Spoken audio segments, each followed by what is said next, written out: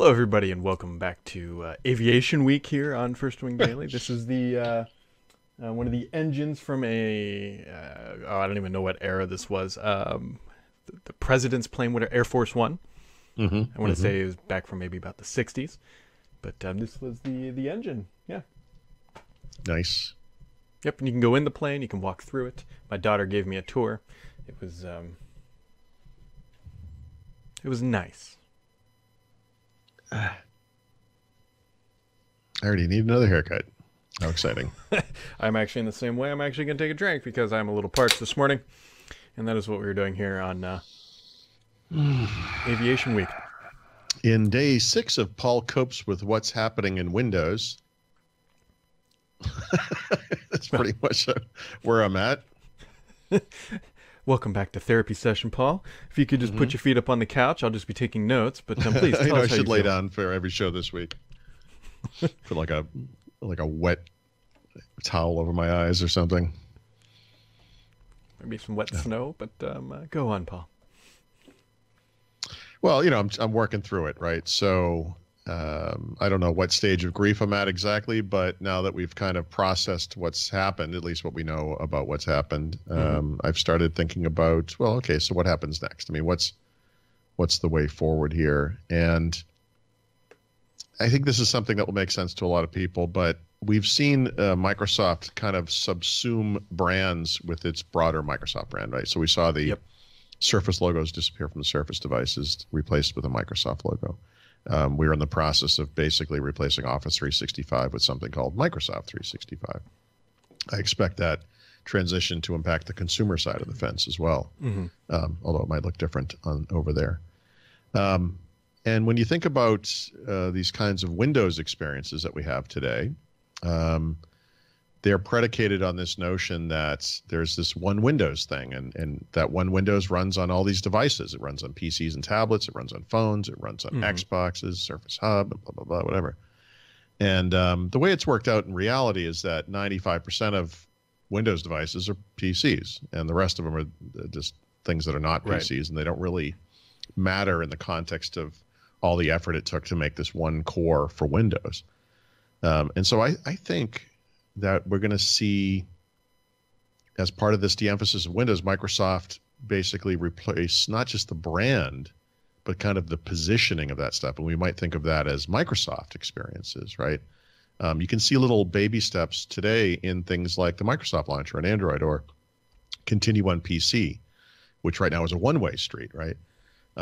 You can see it even in things that go back many years, like OneDrive document sync, that you could pick up your phone and keep editing a document you were working on your PC. I think there's a second half of this equation where we see more in the direction toward mobile, not just away from mobile, like with Continue on PC. It seems like that should be a two-way street, but also an escalation in the capabilities. You talk a lot about Cloud Clipboard, for example, something that hasn't happened yet. The notion that a feature like Timeline makes a lot more sense if you can access what you were doing on other devices, not just on your PCs. And so you can kind of think of those possibilities as being fairly endless. But as with any other transition like this, for some reason I'm reminded of Apple when they kind of moved the center of the digital hub from the Mac to the cloud with iCloud, right? You can see this as Microsoft moving the center of their ecosystem from the Windows PC to the cloud, and that it becomes more heterogeneous as a result, which is something Apple didn't really do.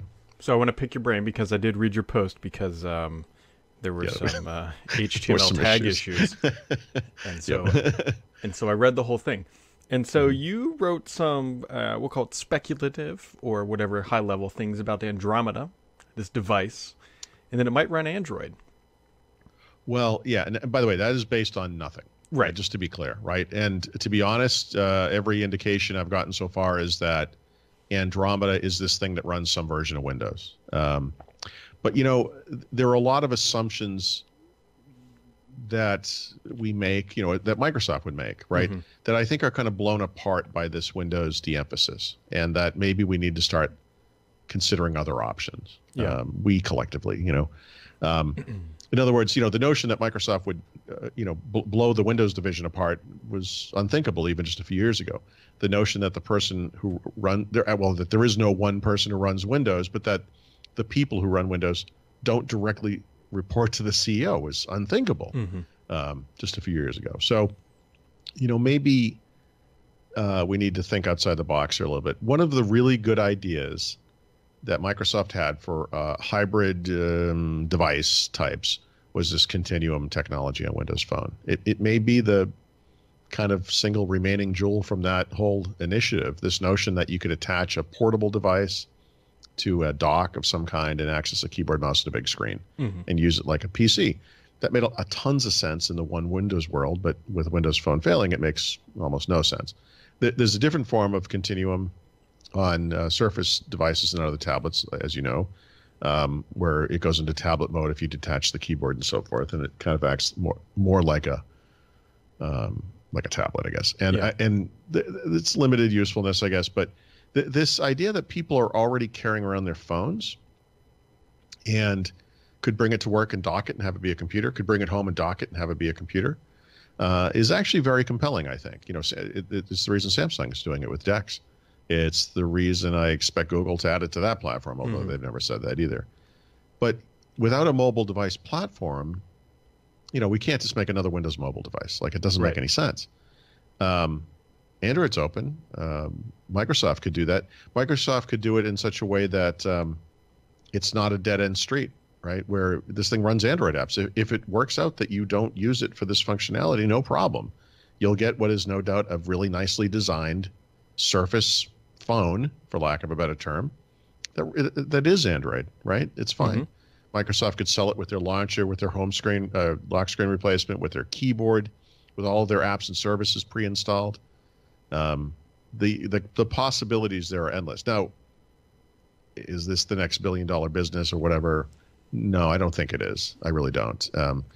Will this thing ever have more market share or as much market share in the smartphone market as, say, Surface does in the PC market? No, probably not. But it's super low risk, right? This is not buying Nokia for tens of billions of dollars. It's farming out production to someone who does this kind of thing anyway, kind of like HMD is doing with Nokia. And it's low risk for the people that might buy those devices. It's low risk from Microsoft. They don't have to sell a lot for it to be successful.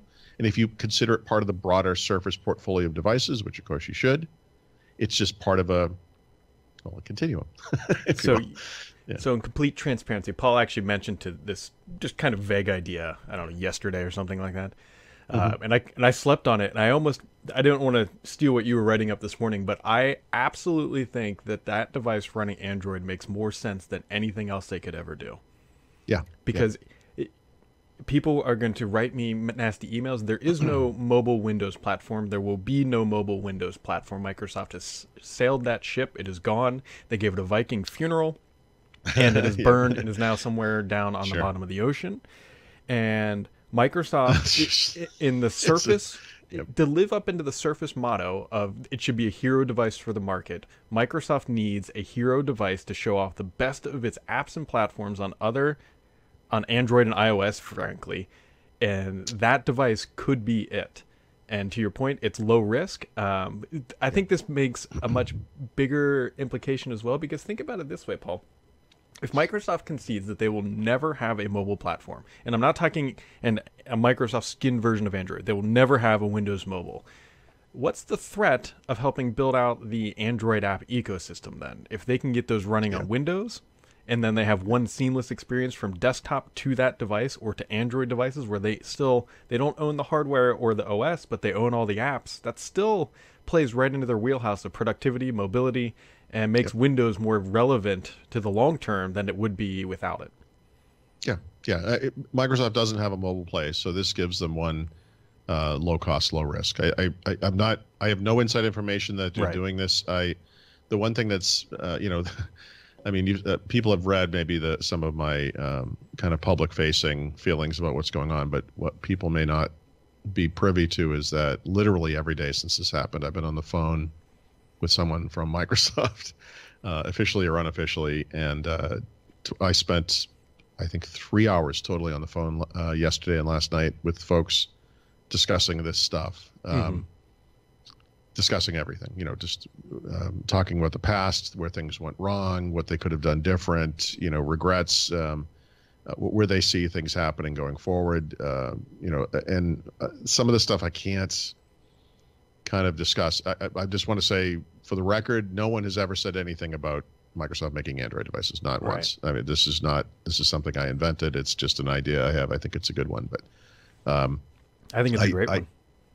Yeah, I have gotten indications from people unofficially that there are new devices under development at Microsoft, and I assume these people are referring to the same thing, which is this Andromeda thing. And I talked to Mary Jo about this yesterday too. I kind of asked her. I sort of researched what other people have written about Andromeda and about this composable shell. And I have to say, this notion of either one of those things to me makes no sense in the context of it being just Windows. No sense at all. Yeah. A shell that could somehow be common between all of the devices that Windows runs is completely pointless and a waste of time. The Universal Apps platform, if it only basically runs on Windows PCs, makes no sense. It's almost no sense.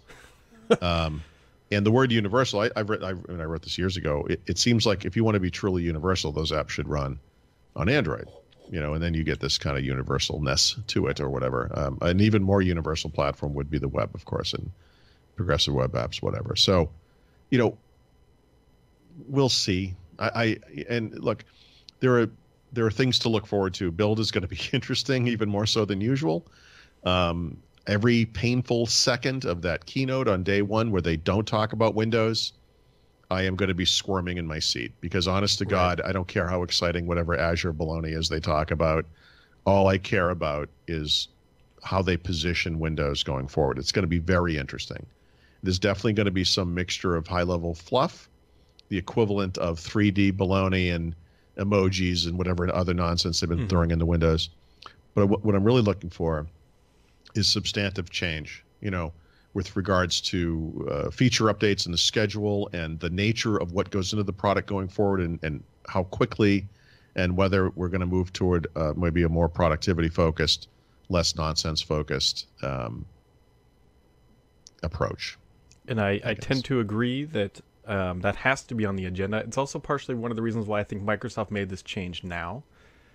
Because if they would announce this 3 days before build, then that would have been a little awkward. But now it's out there in public, so people are probably expecting some sort of change, updates, and all that kind of stuff. And build is absolutely the place they need to do it. If they don't do it, that's going to be really uneasy, because then probably the next chance might be, if they're going to do it publicly, would be Ignite, which is, in late September.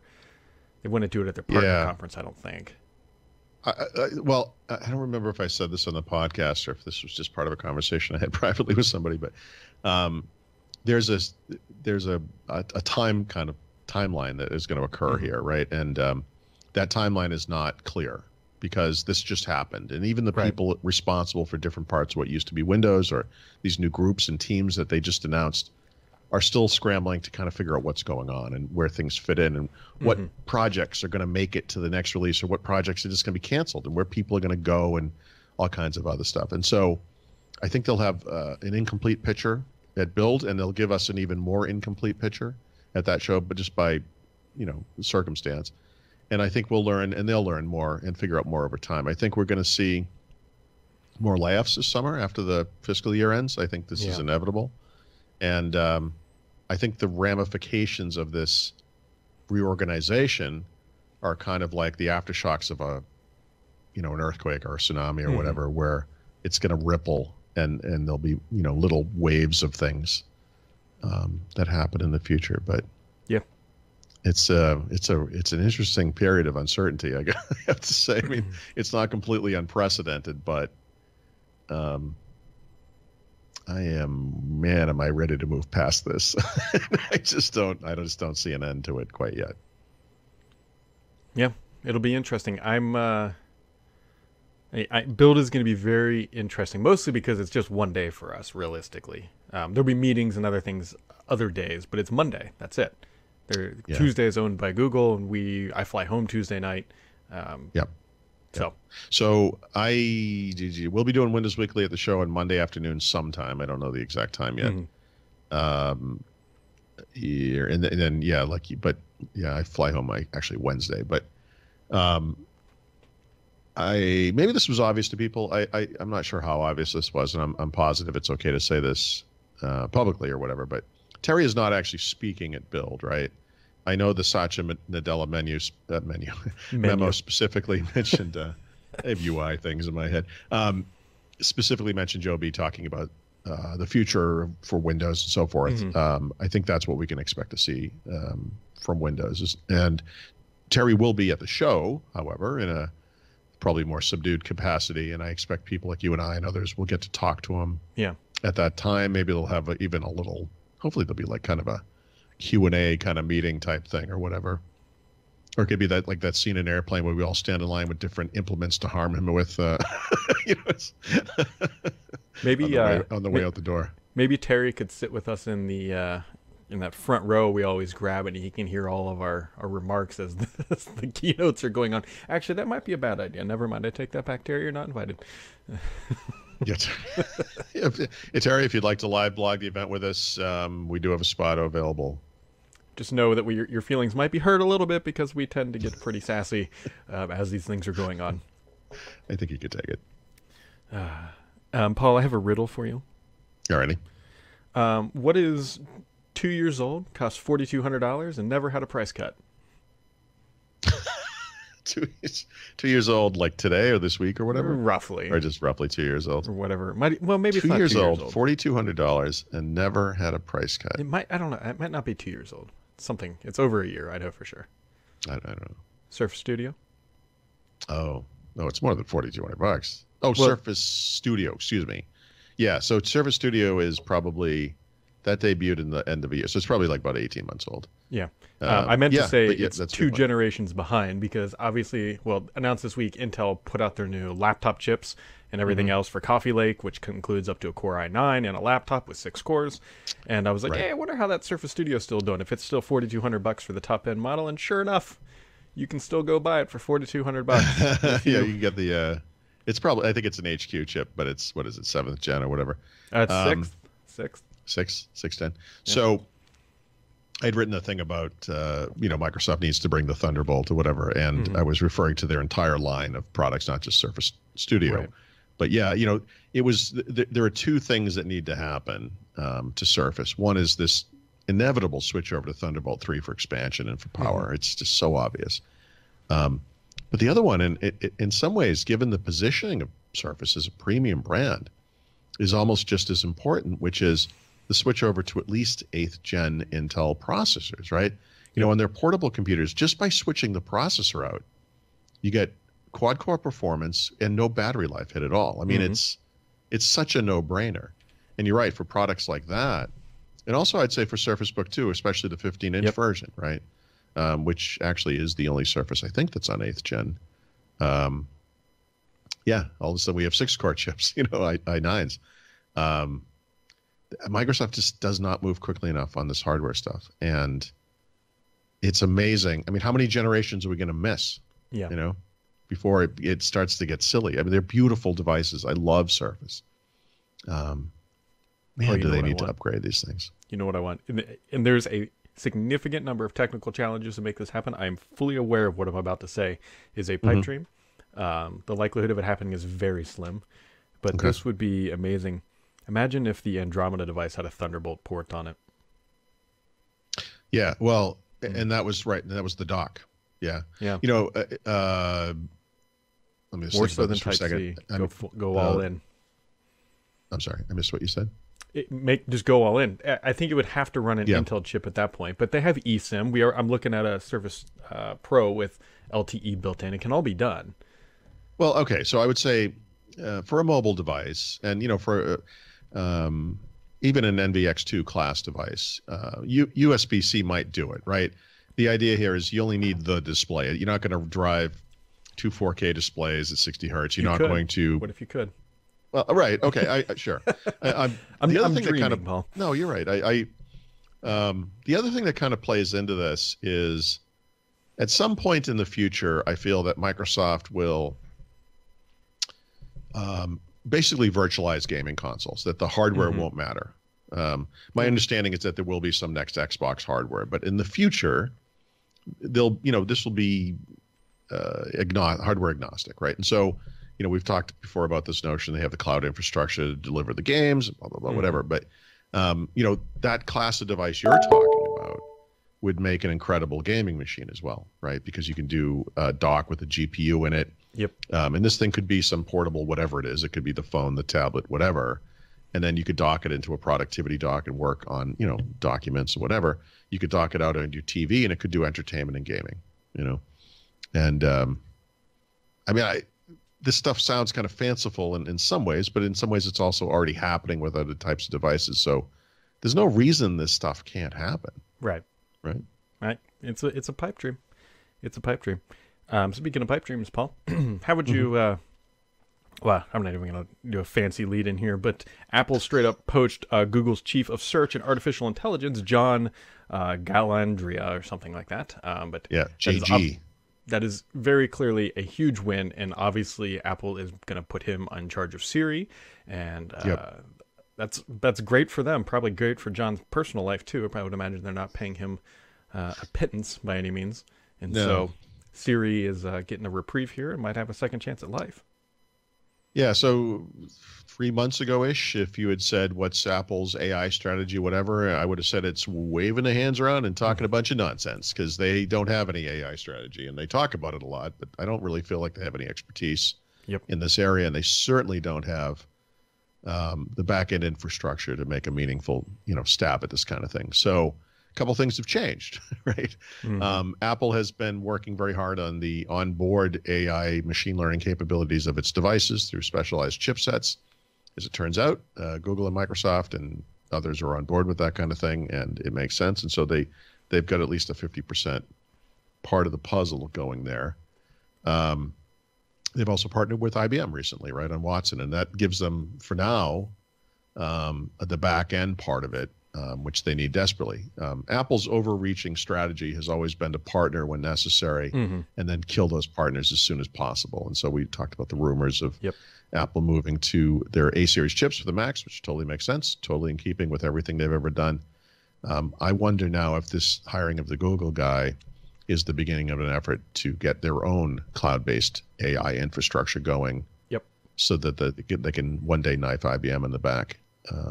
As they so richly deserve.